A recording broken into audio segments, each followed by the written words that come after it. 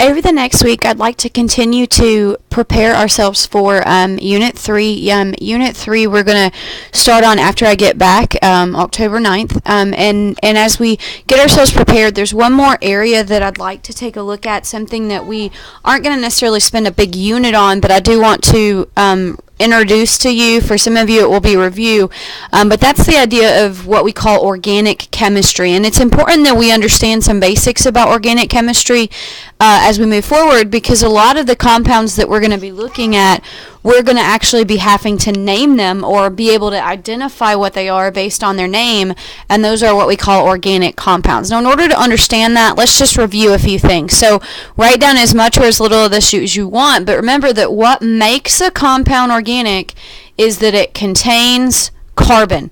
Now, to be more specific, you need to understand that there's many different ways that we can find organic compounds. One, it could be something that is a carbon-containing molecule, like that's naturally found in us. Things like carbohydrates, proteins, DNA, fats, they all contain carbon backbones, or they all contain chains of carbon with other materials added onto them. We also can find carbon molecules that are synthetic. Synthetic simply means that we've made them in a laboratory. For example, we might take something like a naturally occurring fuel or oil, and we might then use it to synthetically make something like gasoline. So just one example, or some examples of what we can see in terms of carbon compounds. Now, in order to understand when it comes to carbon what it means to be organic, organic simply is it's meaning life. It's saying that we're talking about things that deal with the kinds of molecules we find in living organisms. There's a couple exceptions. So you think about carbon, there are some carbon compounds or structures that are not considered organic, and that is oxides. That's carbon containing just oxygen, like carbon monoxide or carbon dioxide. That's also carbonates. You'll notice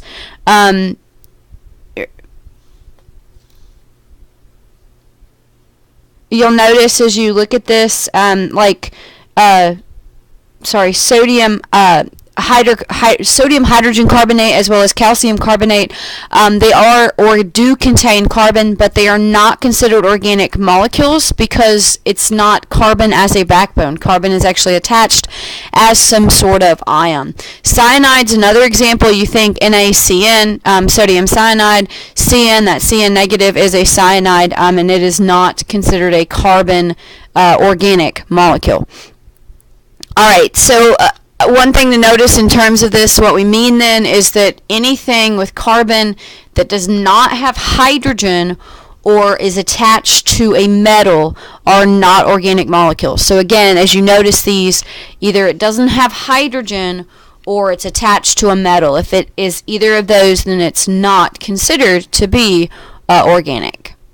Alright, now one thing to notice, and this is what we're going to take a look at for just a minute as we really start looking at organic molecules, is that in terms of organic compounds, carbon is quite unique. Carbon, unlike most of the other elements on the periodic table, can actually form 4 bonds.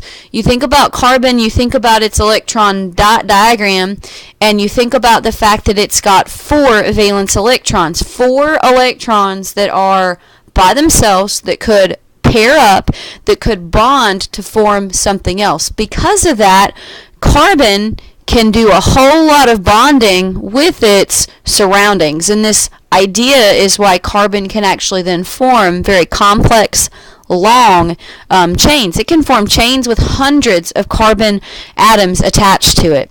But these compounds can very easily go from being a solid into being a liquid or even a gas. So in other words, they're able to overcome those forces holding them together and spread out and separate, just depending on what structure is inside of them. A lot of that has to do with the fact that they do have all those hydrogens, but also the fact that they can have double bonds, oxygens attached. They can form polar sides to them that can be very charged, but they also can form sides that are not polar, so not charged, so not easily held together. They're considered non-electrolytes. Remember what that means. It simply means that they do not completely dissociate in solution. Instead, they'll stay intact. They're non-polar, like we just said. They react slower than inorganic compounds. You think about why, and that has a lot to do with the things we just talked about, right? They're not easily separated apart. They do not have those generally polar ends, so it's a little bit harder for you to be able to react them with other things.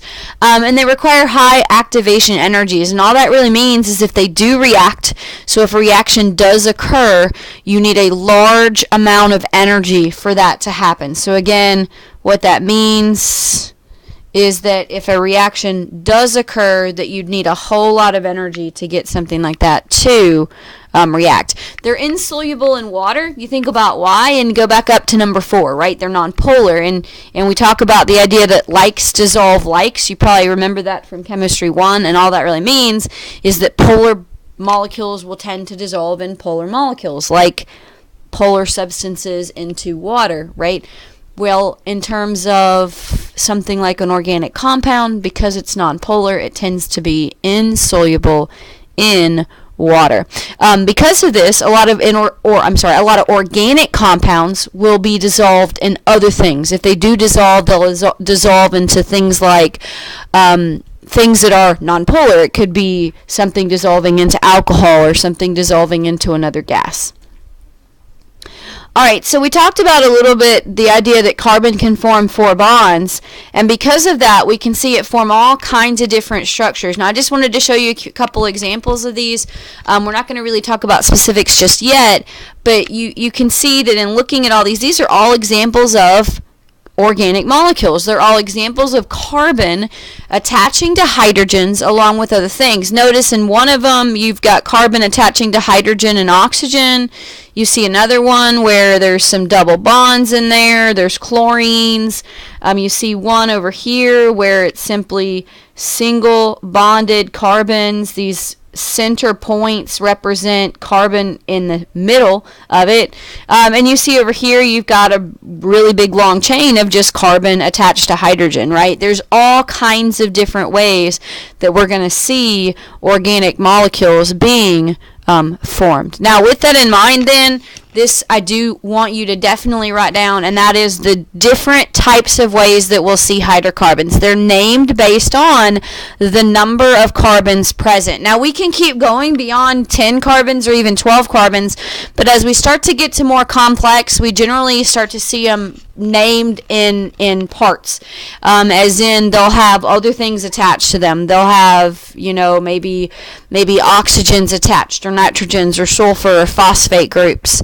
And because of those different things attached, then you'll start seeing them named as different parts. So don't worry about anything beyond 12 carbons, because again we'll start seeing them named as different parts. But simply put, the way we then name them is based on the number of carbons present, like 1 carbon having a prefix meth, 2 eth, 3 prop, 4 bute, and so on and so forth. You get to fit the 5th carbon and you start to see that we see prefixes similar to what you might see in math, right? Like 5 meaning or having the prefix pent, 6 hex, 7 hept, 8 oct, 9 non, 10 dec, 11 undec, and 12 dodec. So different prefixes simply implying the number of carbons that are actually present inside of that molecule.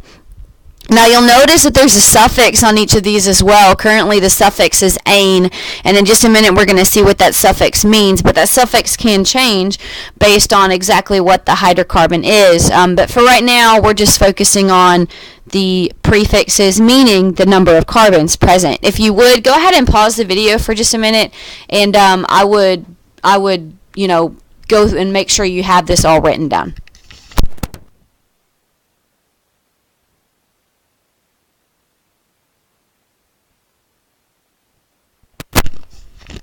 Alright, so with the idea of these different prefixes to then imply, exactly how many carbons there are, the next thing we would want to note is that there's different types of hydrocarbons.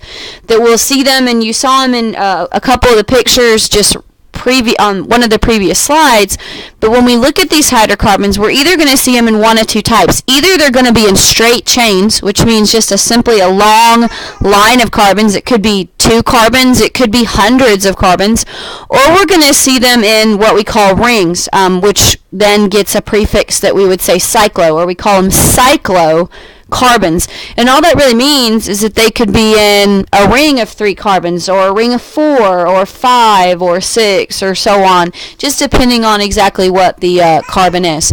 Now, with it in mind, with us seeing them in straight chains or as rings, the next thing to note is their bonds. We could either see them as single bonds, which we call canes, which why methane was implying a single bond.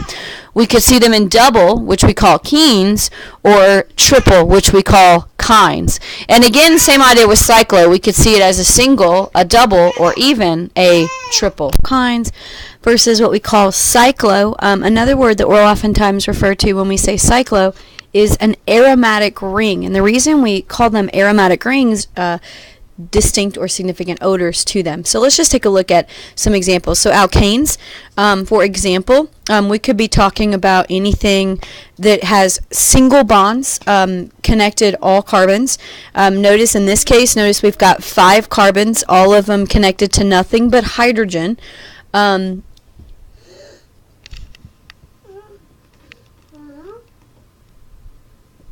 As we saw on a previous slide, when naming this, we would simply name it based on the prefix, right? So we saw that because there's 5, prefix pent, and then ane, so that's why it would be called something like pentane. A general rule when dealing with alkanes is simply if we refer to the number of carbons that we have as N, then we have 2N plus 2 hydrogens attached. You think about why each carbon in the center would have 2 hydrogens, and then the carbons on the end would have 1 more hydrogen attached. Since there's 2 ends, that's 2 extra hydrogens, 1 on each end. Alright, so then we could take the same idea, alkenes. Alkenes will simply be a chain of carbons, but instead with a double bond somewhere. And the general rule for alkenes would look something like this. The number of carbons, we simply take 2N of that, and that's how many hydrogens we would have. For example, let's just take this compound. Notice that still has 5 carbons in length. Notice though now that first bond is now a double bond, and notice what happens to the hydrogens. Notice that now we have 2 fewer hydrogens than we had before, so we simply have 5 carbons with 1 double bond attached.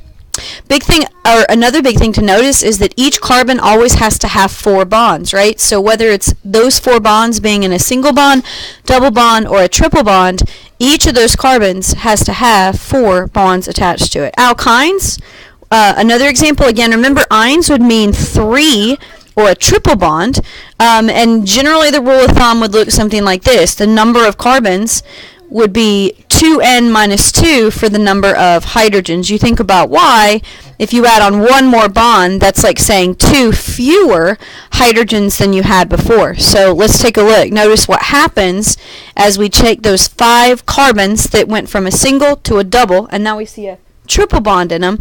And notice now there's 2 fewer hydrogen than we had before. One last kind is what we call an aromatic, as we said, and that simply means a cyclo compound. It simply means that those carbons, instead of being in one long chain, are now in a ring. Notice in the case of this one that we see some double bonds throughout. There could be double, there could be triple, or they could all simply be all in single bonds. An example of a cyclo, we would call it a cycloalkene because notice we're dealing with double bonds. But this compound, oftentimes, you write this down for me, is referred to as a benzene ring. And simply you'll notice it's got 6 carbons all in a ring with 3 double bonds. A couple different ways we'll see this drawn would be like this, which shows us everything, like this, in which we still see the double bonds, but each of these points represents a carbon or even like this. And the significance of this is to imply that those double bonds could be anywhere. They could be right here, but they're simply alternating double bonds throughout that compound. The thing about hydrocarbons is that we've already kind of talked about the idea of how to name hydrocarbons with alkanes. If you remember on one of the previous slides, and we'll go back just really quickly, but this slide, you were shown how you would name a hydrocarbon based on the amount of carbons that you have. And I want you to notice the ending on all these is all the same. Notice that the only thing that changes is that beginning, whether it's one carbon being meth, two being eth, and so on and so forth. That ending, that ane suffix, what that simply implies is the idea that all of those carbons are attached via what we would call a single bond. So if you were simply looking at a structure trying to figure out, how to name that structure, all you'd have to do is count all the carbons, noticing it's all single bonds, and then name it. For example, a 5-carbon structure with all single bonds, would be called pentane. So as we're thinking about that idea, and this was the example that I had given you in class, well, this is a 5-carbon structure, right? Notice all single bonds, and we call this what? We call this pentane. If there's only 4 carbons, well, that pentane would now be called butane, or 3 being called propane, and so on and so forth. It's where we get into things like alkenes and alkynes that we've got to have some sort of, idea of how to then go about naming them as we start adding in those double and triple bonds. It's simply that now we simply have to identify the location of that bond. Now, on this slide, and you can write down as much or as little of this as you want, but big thing to notice is that it says like what we call functional groups, where we're going to identify the location of them. We're also going to do that for double and triple bonds. We're not going to talk about, or we haven't talked about functional groups yet. We're going to hold off on talking about those for a couple days. We're going to practice just looking at the basics of naming a hydrocarbon, and then we'll come back and we'll look at how we do a functional group. So then what changes for alkenes and alkynes? Well, we have to identify where the bond is, but then we also change the suffix. Say, for example, something that now has a double bond becomes an ene, and something that now has a triple bond becomes an I. Now, or draw pentene. Now, the biggest thing we want to notice first is that we see this prefix. We already know that pent means 5, and we know that this ene means a double bond. So now here's the question we would be asking. Where is the bond, right? Where is that double bond at? Well, remember that we had said that what we do is we would write a number based on the idea of where that double bond is, but I want you to notice that no number is written. So what would that mean? Well, automatically, if you didn't see a number written, that should imply that double bond should be on the first carbon attached. Now, the first carbon could have been on this side or this side. So a couple things I want you to notice. You could have drawn carbon, double bond, and then 4 more carbons, right? So this would have been pentene.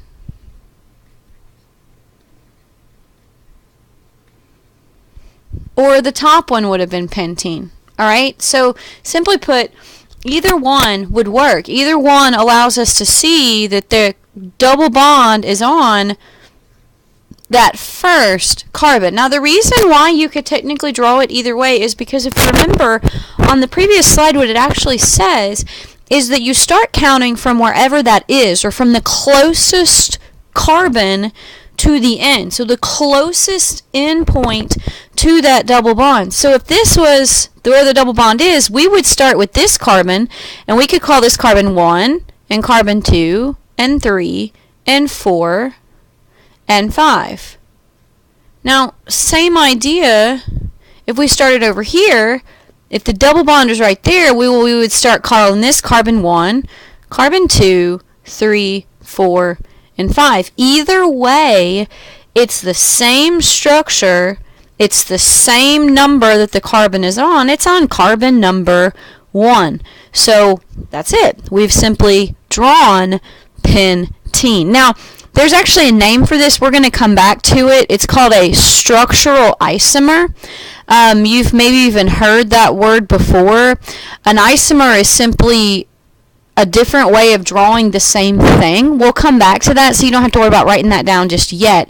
But these are simply two different ways that you might draw this pentene. Now, another way that another thing we might have noted when we call this pentene, we could have said 1-pentene, but remember that if it's 1, we really don't have to say that, right? So we really don't have to say that it's 1-pentene. We can just simply call it pentene. Another way that you sometimes will see a structure like this, in which it's the normal way it is, it's not on a different atom, it's on that first one, is we call it N-pentene. Anytime you see that letter N, it would imply that whatever's going on is on that first carbon. Alright, and that's it. Okay, so now that we've seen a carbon such as that, or one where the double bond is on the first carbon, we also have seen, right, that you have two different ways that you could have drawn that same one.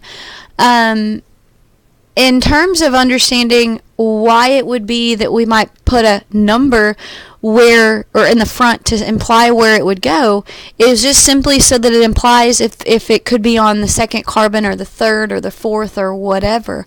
But we always again want to start with the first possible carbon at the end of the molecule. So let's just take, for example, this bottom one. It says always give the double bond to the lowest. It says try to name these. So you've got 3 different structures here.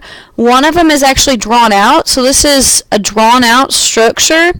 See if you could name that. Then you've got one where it's not drawn out. You've just got C2H4. And then you've got one right here where it's, again, also not drawn out. You just see all the carbons and the hydrogens. And then what I'd like to do is I'd like to go back and talk to you about the different ways you could draw these. Because as you can see, one of these is actually drawn out. We have a name for this. It's called...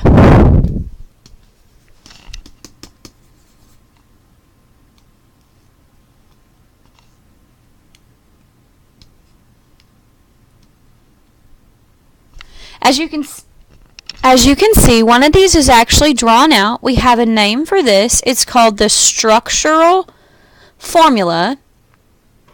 You hopefully remember that from chemistry last year. The other one is actually written as a chemical formula, right? We could even call that like a condensed formula. And so what I'd like to do is actually, after we name these, I'd like to go back and I'd like to work with you on how we would look at it as a structural formula and write it as a chemical formula, or vice versa. So let's just start with the first one. Now, with this first one, I want you to notice where we're seeing these carbon along with the double bonds. We could start over here, and we could call this carbon 1 and carbon 2, carbon 3 and carbon 4, and this carbon 1, and call this carbon 2, carbon 3, and carbon 4. And hopefully what you notice is it doesn't matter. It doesn't matter whether you start at the right side of this equation formula or the left. The second carbon is still where we see that double bond for the first time. So in naming this structure, we would say 2 to imply the location of the double bond. We would put a dash. We would say but to imply how many carbons, and we would say ene to imply the double bond. So again, 2 for the location of the double bond, the but because there's how many carbons? There's 4 of them, and then the ene to tell us what? To tell us that there's a double bond attached. So that 2, that ene, they both mean or tell us about the double bond. The but tells us about how many carbons there are. Alright, so let's look at the next one. C2H4. Now, in order to figure out how we're going to go about naming this, let's go ahead and draw it out. So let's just look at... Alright, so let's say we were drawing out C2H4. So we've got 1 carbon, we've got 2 carbons, we've got how many hydrogens? We've got 4 of them, right? So we've got 1, hydrogen, we've got 2 hydrogens, we've got 3, we've got 4, and now you're going to hopefully notice that there is a problem.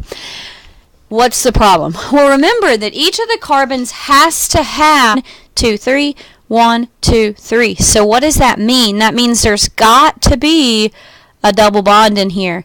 The only way carbon is going to have 4 bonds is it's going to have a double bond right there. Now another way to look at it is, remember that we said that for double bonds that it's simply CN H2N, right? And notice that N in this case is 2 and H in this case is 4. So right off the bat, that's telling us that we have a double bond in this compound. So now how do we go about naming this? Well, let's just start. Since there's only 2 carbons, right? It doesn't matter which one we say is number 1 and number 2, because either way it's only 2 carbons. So we don't have to say 1 for this. We can just simply start with the number of carbons there are. There's 2, which if you remember is the prefix eth. Notice it's got a double bond, so the suffix -ene. And so that is the name for the compound, ethene, and that's it. It simply implies, again, the eth meaning 2 and the ene meaning a double bond. Alright, again, and notice how we were able to see that. We could look at the chemical formula. It was hard for us to see with the chemical formula, so we drew out the structural formula. And by seeing the structural formula, we were able to see where that double bond was and how to go about naming it. Alright, let's look at the last one. The last one's a little bit more complicated. So you could, if you wanted to, condense it all together in order to picture what you have. But let's just go ahead and take it and let's try to see what we've got. So notice we've got 1, 2, 3, 4, 5, 6, 7, 8, 9 carbons. And we've got 3, 5, 7, 9, 11, 13, and 16 hydrogens. Alright, so let's think about what we have. We've got 9 carbons and 16 hydrogens. Now let's think about this for just a minute, because remember, if they were all single bonds, if they were all single bonds, remember that with single bonds that this is the general rule for how many hydrogens there were. Now if that was the case, then you have to think about it. This would be C9 and H20.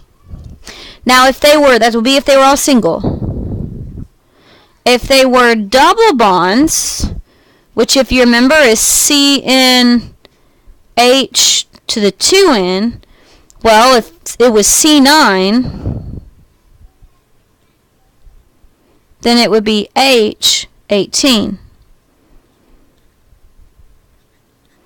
And it's not that. Alright, so let's look at the next one. Remember that if they were triple bonds, it would be CN and then H to the 2N minus 2. Now, if that was the case, if there were 9 carbons, there would be 16 hydrogens, and that's what we have, right? So we see that we've got C9H16. All right, so let's go back. Now, we know that there's 9 carbons, so let's go ahead and know them. We know that it's going to have a triple bond, right? We just saw that. So let's go ahead and start. Let's start by numbering from the left, and let's see what happens. So we've got 1, 2, 3, 4, 5, 6, 7, 8, and 9. All right, so this would be assuming we were numbering from the left. But let's go ahead and let's picture this, and let's draw this out as we see it. Alright, so now let's go ahead and see this, and let's picture this, and let's draw it as we see it. Now again, it told us CH3, CH2, C, CH2, CH2, CH2, CH2 and CH3. All right. That was kind of complicated, but that's what we had, right? So let's think about how we draw this out. And I'm going to erase this so I can draw it a little bit lower. But let's picture. So we've got one carbon. We've got 3 hydrogens. We've got another carbon with 2 hydrogens. We've got another carbon, another carbon, another carbon with 2.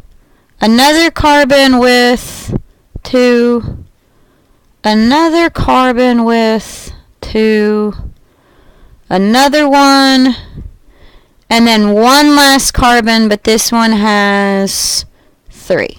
So that's what we've got, right? This is what we're looking at in terms of figuring out how to go about naming it. Now, remember that every carbon has to have 4 bonds. So as we look at this, does every carbon have 4 bonds?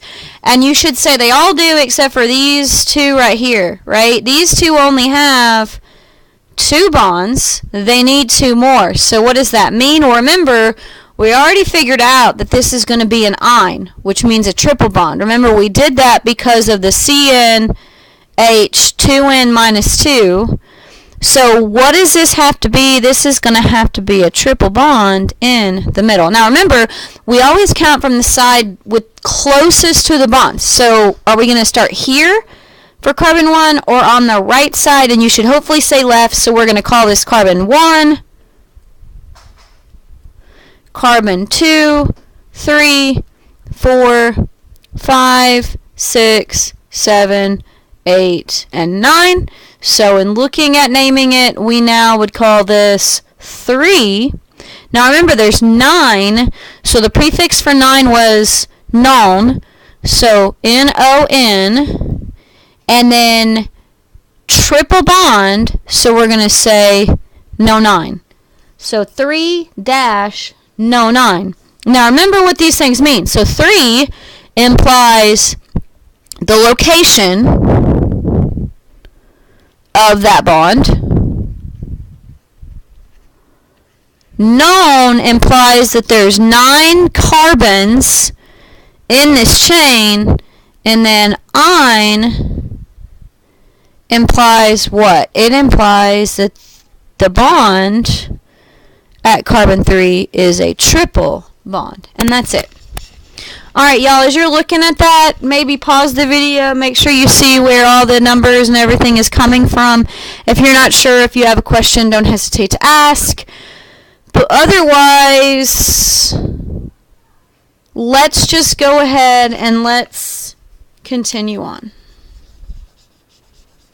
Again, answers are written next to them just to check your work. So again, the first one we called 2-butene, the second one we said was ethene, and the third one we said was 3-no 9. Alright, let's do this. Why don't you practice a few? So if you would, write these down. The first 3, the names are already given to you, so I'd like you to draw them, draw their structural formula. The 4th one, you see the structural formula. I'd like you to do their name.